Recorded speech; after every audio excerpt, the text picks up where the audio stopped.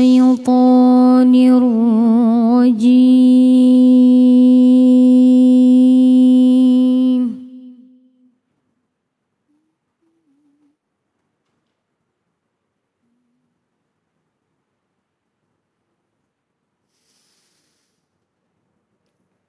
بسم الله الرحمن الرحيم.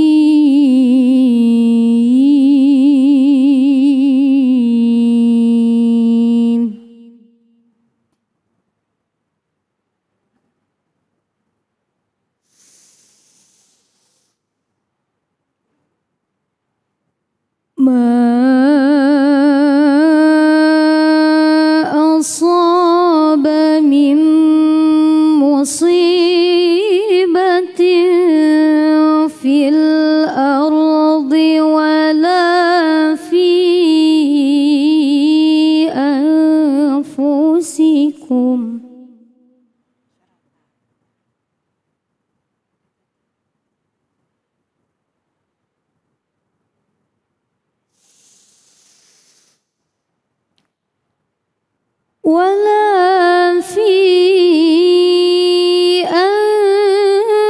أنفسكم إلا في كتاب من قبل أن نبرأها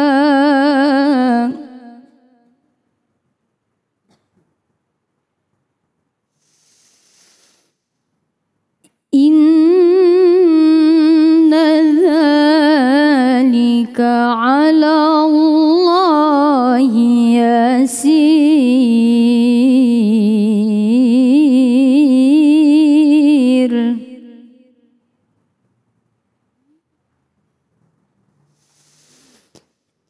إن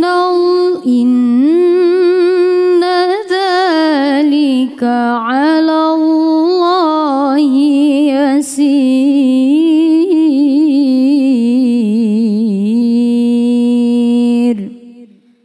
Sadaqallahul azim.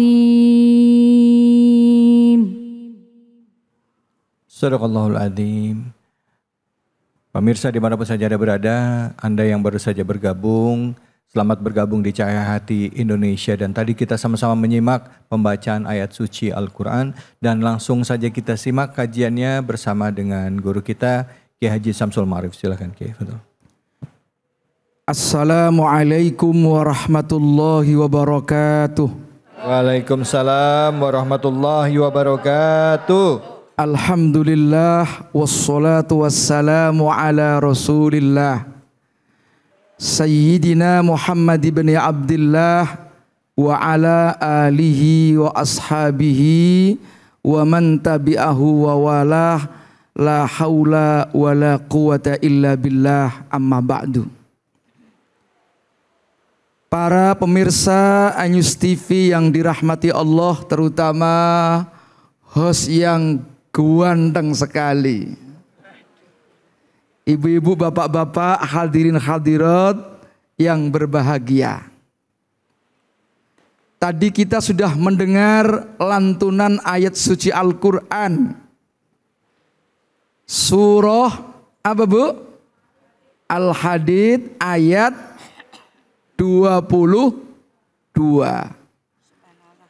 Ma asaba min musibatin fil ard. Tidaklah musibah itu ditimpakan atau menimpa fil ardi, di alam ini, di bumi ini, wala fi anfusikum, dan tidaklah musibah itu ditimpakan kepada diri-diri kalian, illa kecuali fi kitab, sudah ada catatannya di Lauhil Mahfud. Pertanyaannya, mahiyal musibah, Wa ma adraka mal musibah. Apa itu yang dimaksud dengan musibah? Ibnu Mangdur dalam kitab Lisanil Arab menjelaskan bahwa musibah itu al-amru al-makruh yang zilubil insan. Perkara yang dibenci, yang tidak kita sukai, yang menimpa kepada kita, itu namanya kira-kira gampangnya sesuatu yang tidak enak. Kira-kira kalau sakit enak apa enggak, Bu? Enggak enak. Duitnya lagi enggak ada, enak apa enggak? Dompetnya lagi tipis, enak apa enggak? Enggak enak. Nah, yang enggak enak itu sering disebut dengan musibah. Untuk apa Allah kok memberikan kita ini musibah? Mestinya kalau kepingin yang enak-enak, kepinginnya kita. Kalau bisa kita ini hidup yang senang-senang aja, betul nggak, Bu? Betul. Itu maunya bapak-bapak, ibu-ibu. Padahal maunya Allah, orang itu dikasih kadang-kadang sesuatu yang sifatnya melapangkan. Dalam bahasa Al-Quran namanya sarro. Kadang-kadang dikasih yang sifatnya menyempitkan. Dalam bahasa Al-Quran sering disebut dhorro. Nah, musibah itu salah satu tujuannya adalah dalam rangka meningkatkan derajat seseorang. Jadi semua pasti kita ini diuji oleh Allah. Walanabluwannakum bisyai'im minal khauf wal khaufi wal ju'i wa naqsim minal amwal wa naqsim minal amwali wal anfusi was samarat wa basyiris sabirin.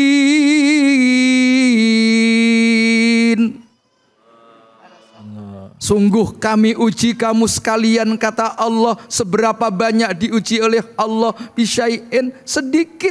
Ay bisyai'in qalilen, sedikit. Kenapa sedikit? Kalau banyak nggak kuat. Potongan kayak begini kok. Seminggu nggak dikasih uang belanja aja ngambeknya sebulan. Ada nggak yang begitu? Mana orangnya, Bu? Dikasih oleh Allah ujian rasa ketakutan, apalagi menjelang pilpres, pemilu, banyak orang yang mulai ketakutan. Ada nggak?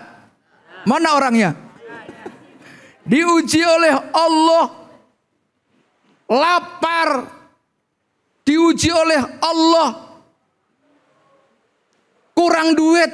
Ada yang pernah diuji oleh Allah kurang duit? Jangan kenceng-kenceng kurang duit.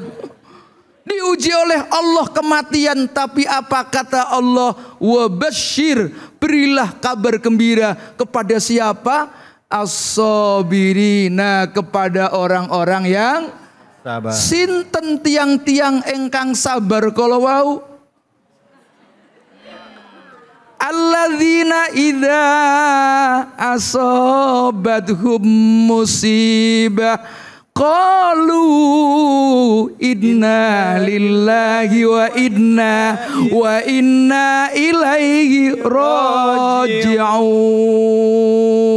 Mereka orang-orang sabar adalah manakala tertimpa musibah, qalu, mereka mengatakan inna lillahi wa inna ilaihi raji'un. Oleh karena itu bisa jadi musibah yang Allah berikan kepada kita itu bagian rahmat Allah. Yang gak enak-enak itu jangan-jangan itu bagian kasih sayang Allah. Maka kita tidak boleh putus asa. Wala tai'asu rauhillah, jangan kalian putus asa mir rauhillah ay min rahmatillah wala taqnatu ya min rahmatillah, jangan engkau putus asa akan rahmat Allah, karena bisa jadi musibah itu bagian kasih sayang Allah. Jangan sampai kalian melakukan perbuatan gara-gara mendapatkan ujian apa? Bunuh diri. Bunuh diri itu enggak boleh. Bahkan dalam teori medis itu ada teori etanasia. Etanasia itu dalam ilmu kedokteran, orang yang sudah sakit banget, tidak mungkin secara medis disembuhkan, apa boleh kira-kira minta kepada dokter agar dibunuh saja, dihilangkan nyawanya. Ternyata menurut ulama, etanasia aktif yang meminta kepada dokter atau dokter ya yang menyuntik supaya orang itu mati, maka orang yang meminta itu dianggap bunuh diri. Dokter yang menyuntik tadi dianggap telah menghilangkan nyawa orang lain. Etanasia aktif tidak boleh. Kalau etanasia pasif, misalnya orang sakit enggak diobatin, boleh apa tidak? Ini terjadi perbedaan di kalangan ulama. Kalau mau tahu, ngundang saya ceramah lagi di sini, Bu. Karena jamnya udah habis. Baik, terima kasih. Baik, terima kasih banyak, Kiai. Silakan Ibu atau Bapak ada yang mau bertanya? Silakan. Ya, Pak. Silakan Pak. Namanya dan pertanyaannya apa? Assalamualaikum warahmatullahi wabarakatuh. Waalaikumsalam warahmatullahi wabarakatuh. Nama saya Pak Sugeng dari pengajian Blok 3 Puspitek. Ya. Ini saya mau tanya, ada cerita anak kelas 4 SD itu karena nunggak SPP ditekan dari sekolahan, di rumah nggak ada duit, akhirnya dia bingung bunuh diri. Kemarin juga ada anak SD yang bunuh diri. Sekarang pertanyaannya, bunuh diri saat masih anak-anak sama orang dewasa, apakah tingkatan dosanya beda gitu? Ya, baik. Terima Sekian, kasih. Assalamualaikum warahmatullahi wabarakatuh. Waalaikumsalam. Ini anak-anak maksudnya belum akil balik gitu ya Pak ya? SD ya? Kelas 4 SD Iya, Pak. kelas 4 SD belum akil balik ini, Kiai. Silakan, Kiai. Ya, jadi begini Bapak-bapak, Ibu-ibu. Dalam pandangan hukum Islam, seseorang yang sudah mendapatkan beban, itu namanya mukallaf. Beban apa saja, diantaranya beban melaksanakan perintah Allah dan menjauhi larangan Allah. Nah, bunuh diri itu larangan Allah, maka seseorang dikasih beban supaya meninggalkan larangan Allah. Kalau masih anak-anak itu belum terkena beban, maka segala sesuatunya belum dicatat. Kecuali kalau sudah balik, ya, balik baru. Nah, saya ingin tambahkan supaya lebih paham lagi. Imam An-Nawawi, ya, itu menjelaskan bagaimana orang kok bunuh diri. Apakah masih punya kesempatan masuk surga apa tidak? Secara teks hadisnya adalah khalidan mukhalladan fiha abadan, selama-lamanya. Padahal dia muslim. Orang yang pernah mengatakan la ilaha illallah masih punya hak masuk surga. Nah, orang bunuh diri kan masih Islam itu.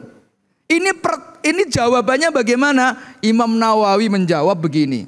Ada beberapa pandangan tentang hadis bahwa orang yang bunuh diri itu masuk neraka selama-lamanya. Pertama, kalau orang itu meyakini bahwa bunuh diri itu halal.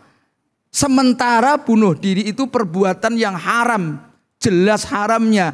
Menghalalkan sesuatu yang jelas haramnya, ini sama dengan kafir. Ya. Yang nomor dua, kalimat selama-lamanya itu adalah kalimat metafor. Memang itu menunjukkan selama-lamanya, tapi dipahami hanya ingin menyatakan bahwa orang yang bunuh diri itu akan dimasukkan neraka yang sangat lama. Tapi karena dia masih Islam, masih punya peluang masuk surga. Karena apa? Karena masih mengucapkan kalimat la ilaha illallah. Itu sebabnya orang yang bunuh diri masih diwajibkan bagi kita untuk melaksanakan sholat mayit kepada orang yang mati karena bunuh diri. Karena dia secara zahir tidak dianggap sebagai orang yang kafir. Ya. Oke. Baik, alhamdulillah, terima kasih banyak Kiai. Bapak sudah jelas ya Pak ya jawabannya ya. Kita dapat ilmu ya Ibu ya tentang anak kecil yang melakukan bunuh diri, bagaimana hukumnya. Baik, jangan kemana-mana. Kita akan kembali lagi tetap di sini di Cahaya Hati Indonesia. Habibunal Karim.